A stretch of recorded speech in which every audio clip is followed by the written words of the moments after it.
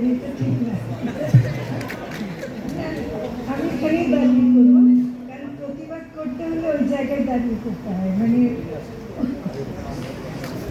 আমাকে যদি দেখতে না পান এটা আমার দোষ না, এটা ওয়াসিফের দোষ হবে। না, ঠিক আছে। আমি আসলে এতক্ষণ যখন কথা শুনছিলাম, আমার মধ্যে আসলে একটা রক্তক্ষরণ হচ্ছে। আমি মানে যখন পাশে এজাজের বইটাও দেখছি, এজাজকে জিজ্ঞেস করলাম যে এটা কিসের ছবি। সে আসলে একটা নদীর ছবি দিয়েছে, কিন্তু এই নদীতে কি আপনার পানি দেখতে পাচ্ছেন? এখানে কোনো পানি নেই, এখানে আছে বর্জ্য, দূষণের খেলা, তারপরে এরপরে কোনো পানি নেই। আমার কাছে সব শুনে একটা মনে হলো যে আজকে নদীর পানি যদি রং বদলাতে পারত, তাহলে কিন্তু তার রং রক্তের লাল রং হতো। আমরা আমরা এই যে জুলাই গণহত্যা দেখেছি, আমরা তাতে করে আমরা মানে কষ্ট পাচ্ছি, কিন্তু এই যে এত বছরের গণহত্যা, মানে সেটা নদী হত্যাও যে একটা গণহত্যার, এগুলি আসলে ডেফিনিশনাল বিষয়। আমার মনে হয় যে আমরা যখন এই ফ্যাসিস্টদের বিচার করব, তাহলে এই নদী হত্যার বিরুদ্ধেও তাদের বিচার নিতে হবে। আমার মনে হয় এইটা কিন্তু আমাদের খুবই গুরুত্বপূর্ণ। আমরা ৭১-এর যুদ্ধের পরে যে ছবিগুলো অনেক সময় দেখি না, আমরা এই যে নদীতে লাশ ভাসছে, আমরা যে এত শহীদের লাশগুলো দেখি, আপনারা অনেকে দেখেনি, কিন্তু যারা দেখেছেন এবং ছবি দেখছেন, এখনও কিন্তু গত ১৫ বছরে অনেক ছবি আছে গুম হয়ে যাওয়া মানুষের লাশ নদীতে ভাসছে। তার মানে তারা নদীকে ব্যবহার করেছে তাদের যে অত্যাচার, নিপীড়নের হাতিয়ার হিসেবে। তো আমি সেজন্য প্রথমে যেমন জুলাই গণহত্যায় যারা শহীদ হয়েছেন তাদের আত্মার প্রতি শ্রদ্ধা জানাচ্ছি, তেমনি আবরার ফাহাদের কথা বারবার আসছে, তার প্রতি শ্রদ্ধা জানাচ্ছি। মৌলানা ভাসানীর কথা যদি আমরা এখন এই নতুন বাংলাদেশে যদি মৌলানা ভাসানীকে প্রতিষ্ঠিত করতে না পারি, তাহলে আমাদের এই অভ্যুত্থান ব্যর্থ হবে। কারণ আমরা মৌলানা ভাসানীকে আবার নতুন করে আমাদের আন্দোলনে দেখতে চাই। আমি যখন নাকি মৎস্য প্রাণী সম্পদের দায়িত্ব পেলাম, তখন আমি ভাবছিলাম যে মনে হয় শুধু টেকনিক্যাল কাজ করতে হবে, মানে মাছ কেমনি চাষ হয় এগুলো বোধহয় দেখতে হবে।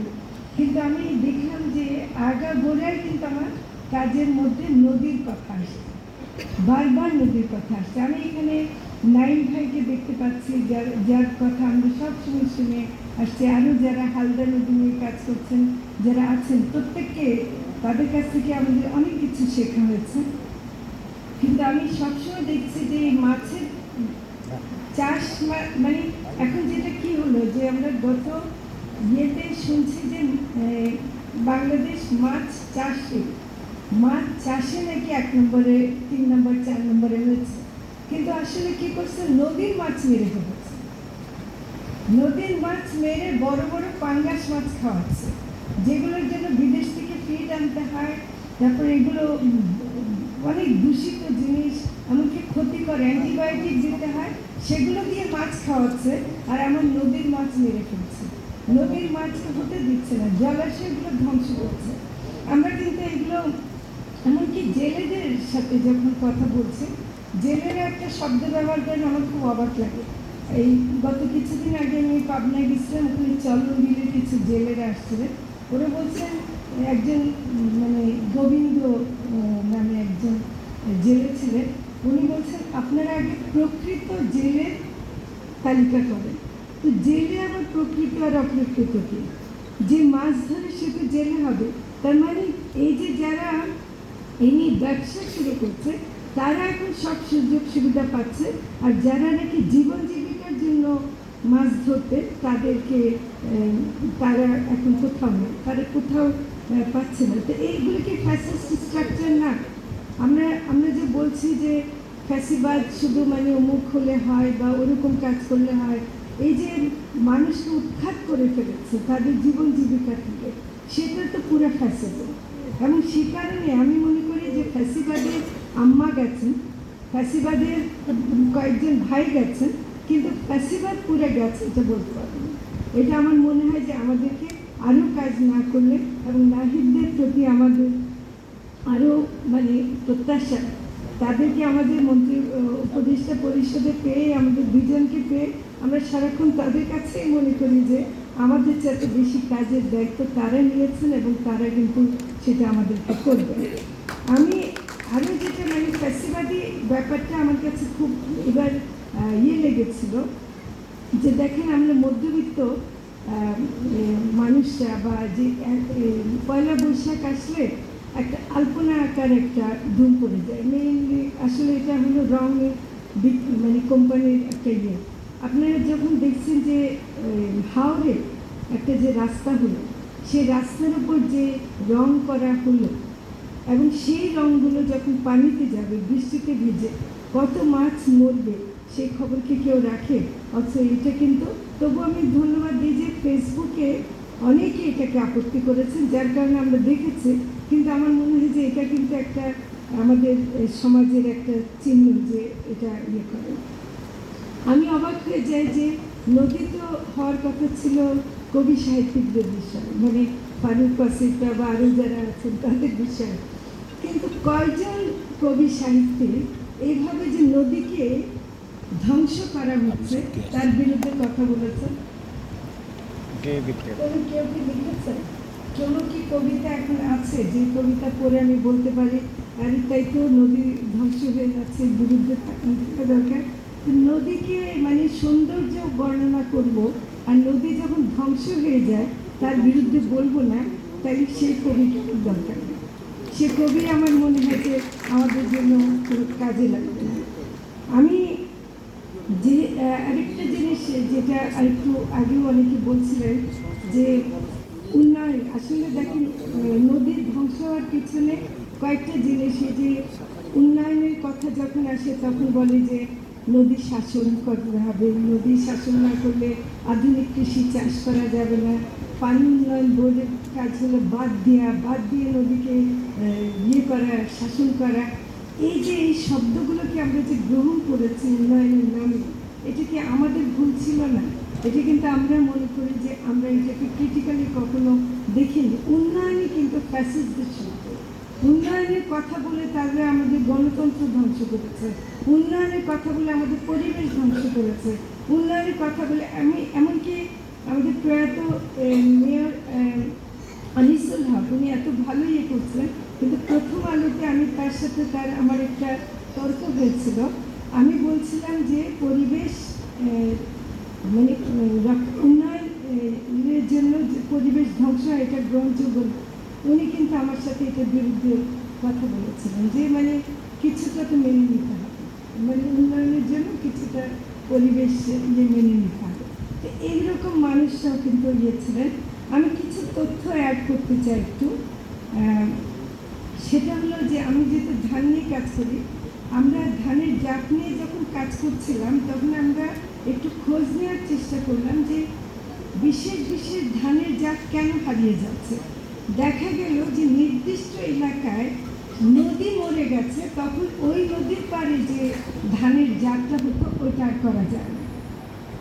মানে এটা কিন্তু খুবই, যেমন চামারা ধান টাঙ্গাইলে হয় ধলেশ্বরী নদীর পাড়ে, কারণ ধলেশ্বরী নদী এখনো টিকে আছে বলে চামারা টিকে আছে। যে ধলেশ্বরী নদী মরে যাবে চামারা আর থাকবে না।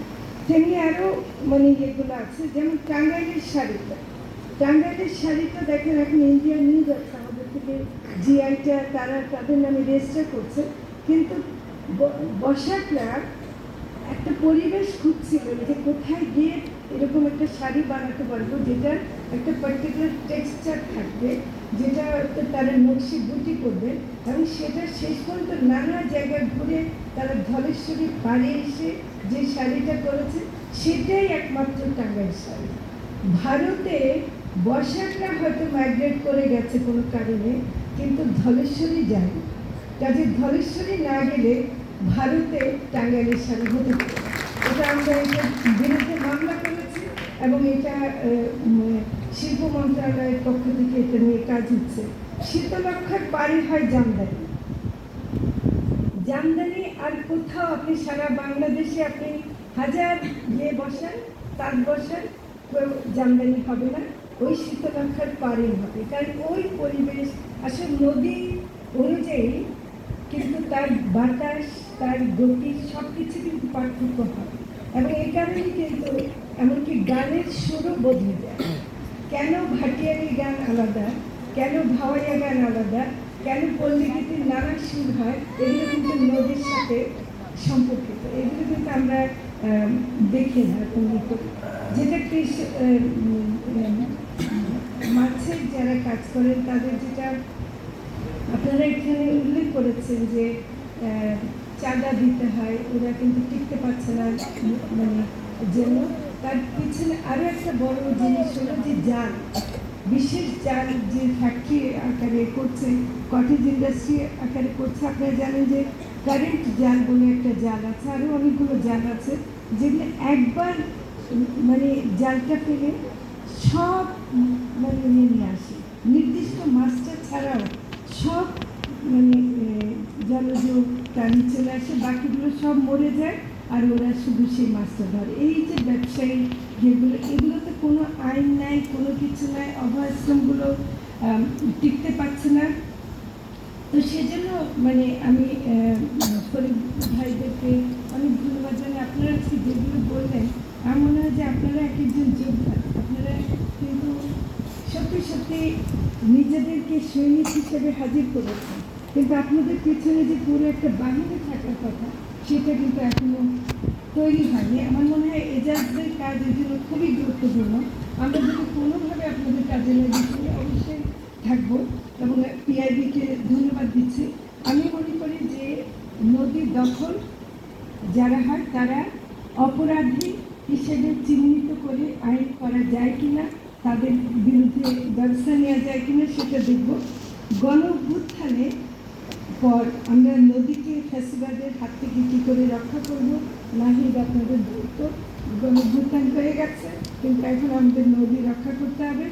এমনকি সংবিধান আমরা যখন নতুন করে লিখব, সেখানে নদীর মতো প্রাকৃতিক যে সম্পদ আছে, আমাদের যে প্রকৃতি আছে, তাকে রক্ষার জন্য সংবিধানে একটা বিশেষ রাখতে হবে, প্রাণহীন হবে। শেষ করবো আমি, আপনারা অনেকে যদি আশুলিয়াতে গিয়ে চটপটি খেয়ে থাকেন পাড়ে বসে, তাদেরকে একটু বলবো যে একটু খেয়াল করেন, একটু দখল হয়ে যাচ্ছে কিন্তু এখন নদী আবার চটপটির দখলে না চলে।